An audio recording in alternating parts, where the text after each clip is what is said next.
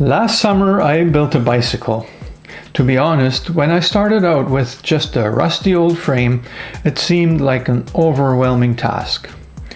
Over the years, I've sometimes started projects with much enthusiasm, but put them aside when things got tough. Some were never finished.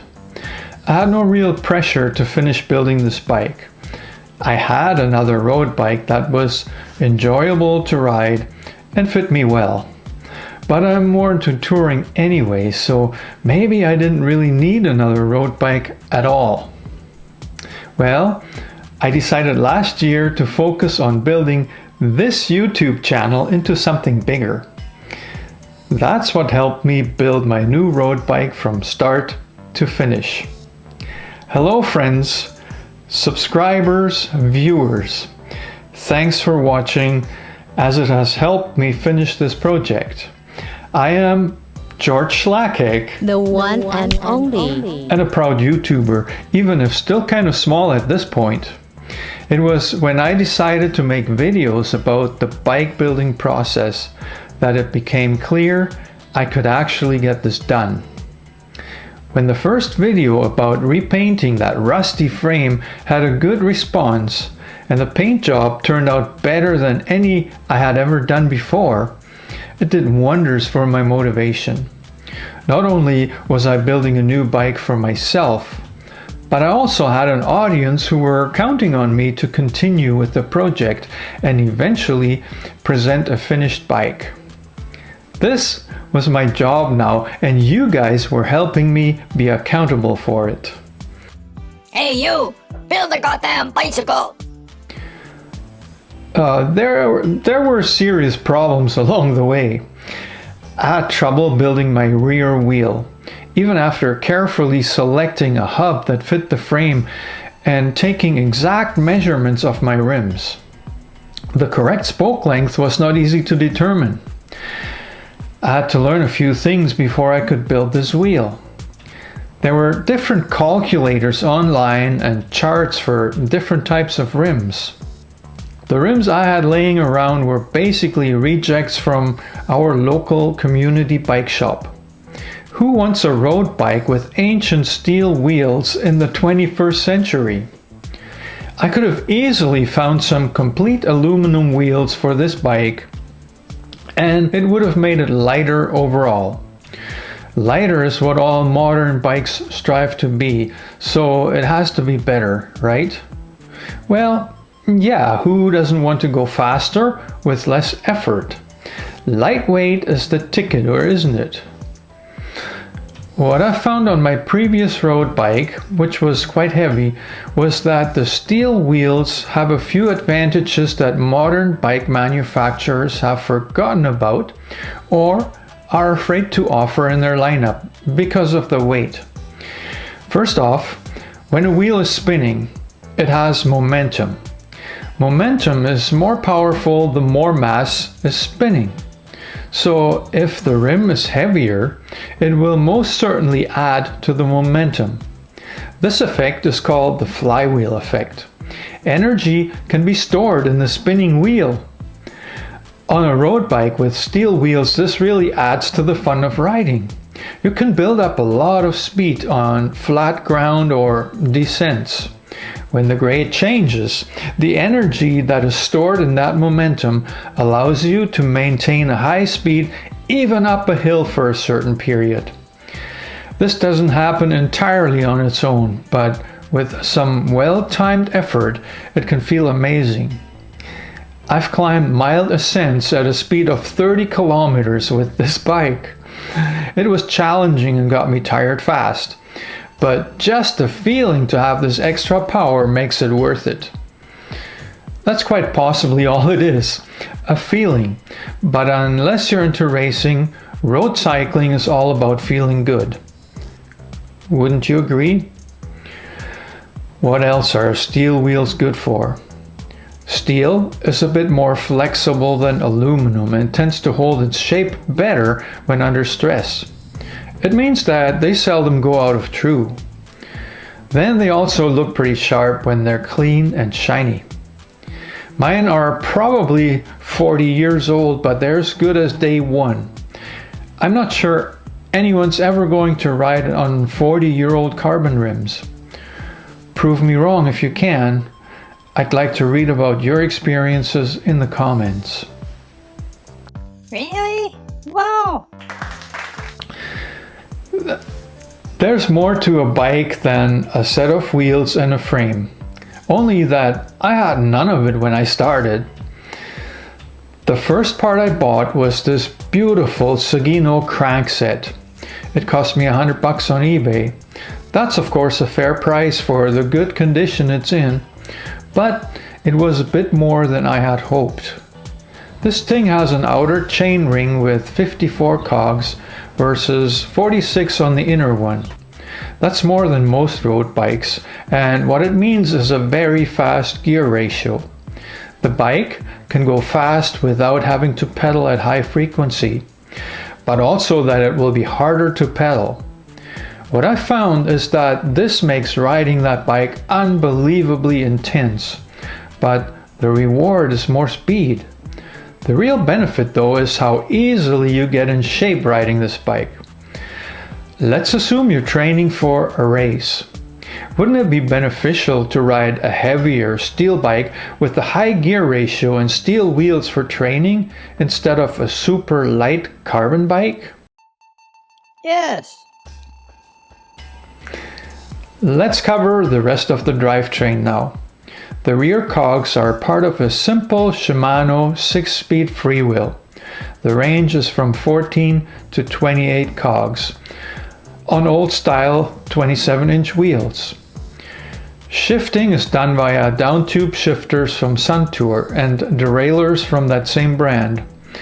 Everything is genuine 1980s stuff, picked up used, but like new after a bit of scrubbing.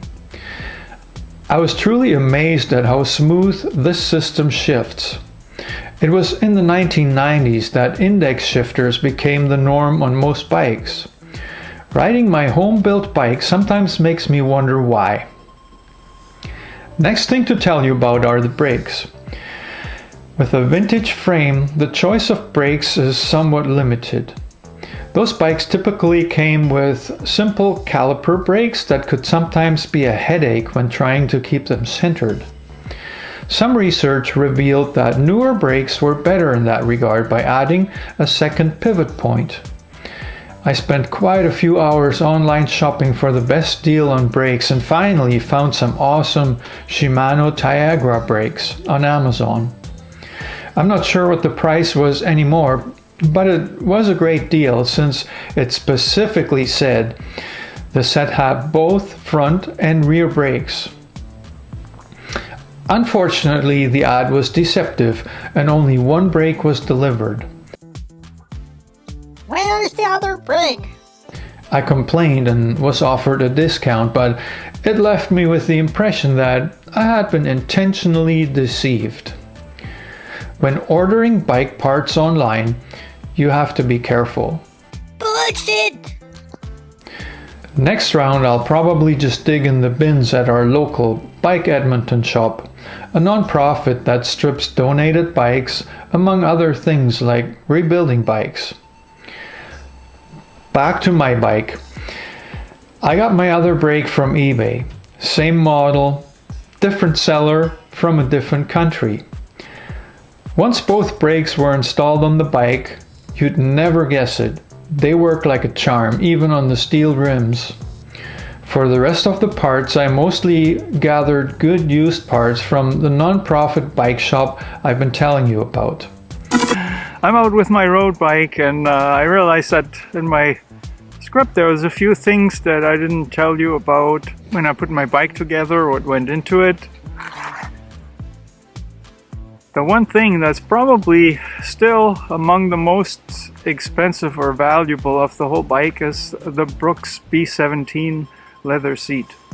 Originally I had a plastic seat on there. It's a little bit different and it's also quite comfortable. But I decided to sell my BRC road bike because I didn't see the need to hang on to two of those. So then I put the Brooks seat from that one on the new bike. It's a fake Bianchi, but it's not really a Bianchi. It was a Steve Bauer bike, and I restored it and I just bought Bianchi decals. I like Bianchi.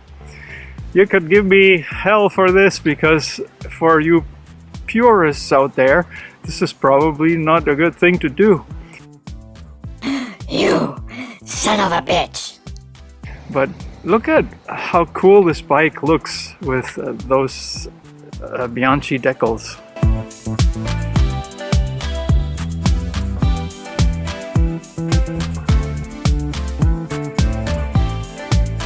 I also added this $15 from Amazon, I think, speedometer. At this point, I'd like to warn you about buying vintage road bike parts on eBay.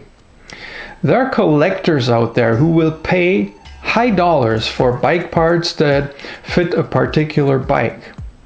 Vintage road bikes are often restored to hang on the wall like a trophy. Truly nice parts are overpriced as a result.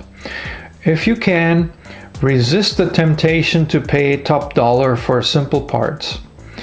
In some cases, it might be inevitable because there's no sense in buying parts that don't fit with your bike.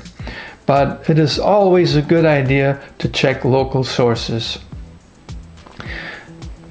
Everything I haven't told you about was sourced from our local community bike shop, except the brake levers that came in a set complete with cables and rubber hoods from Amazon.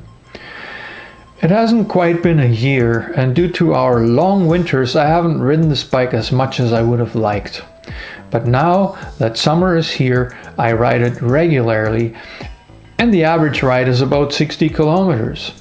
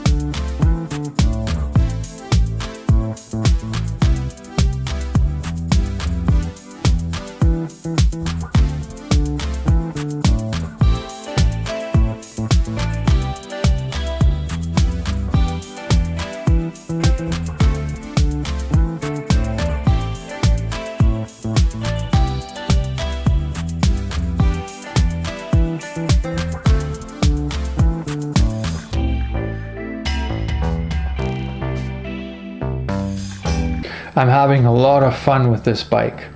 Obviously, with the thin tires that I pump up to 70 psi, the bike is not well suited for rough gravel and dirt trails. I ride it mostly on paved trails and roads, preferably smooth ones.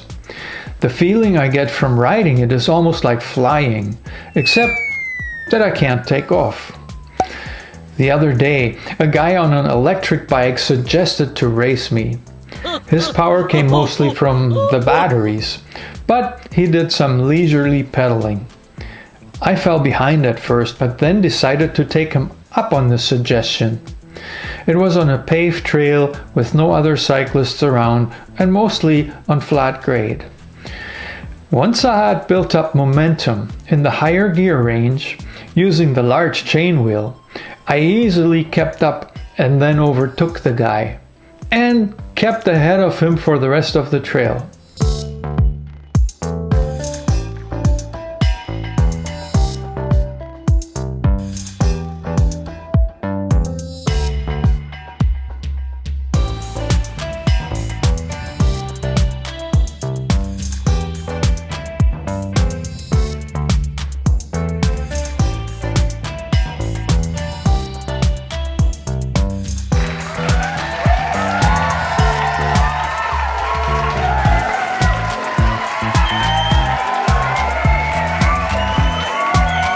It was really intense, but made me feel pretty good. Hey, racing wasn't what I had in mind when I built this bike, especially not against guys on electric bikes. But the experience of building and now riding this bike proves that it is always worth rebuilding a good quality vintage bike. Not because it's pretty or collectible, but because those things are a sweet ride and they sure don't make them like this anymore. Simplicity is the key to a great bike. New bikes are hard to come by these days. There's a kind of bike boom going on, I guess. But if you can get your hands on a quality vintage bike, it's worth restoring because it can ride every bit as well as a new one. A special thank you goes out to all of you who supported my channel throughout the rebuilding process. You guys kept me motivated. The result is this awesome bike that I can actually ride. Looking forward to doing an epic long ride in the next few weeks and posting videos about it. I'll call it Old Fart Challenge 2021. To continue a tradition I've started 2 years ago with my previous road bike. Have you seen those videos? If not, check them out. If all this resonates with you, please subscribe. It really helps my channel and keeps me motivated. And by the way, this is a Bianchi bike now. It wasn't always. It was just a brain fart, but I like it. Looks like banana. Is it fake? Do you like it? Do you like the idea? You can leave me a comment. I appreciate it. See you next time.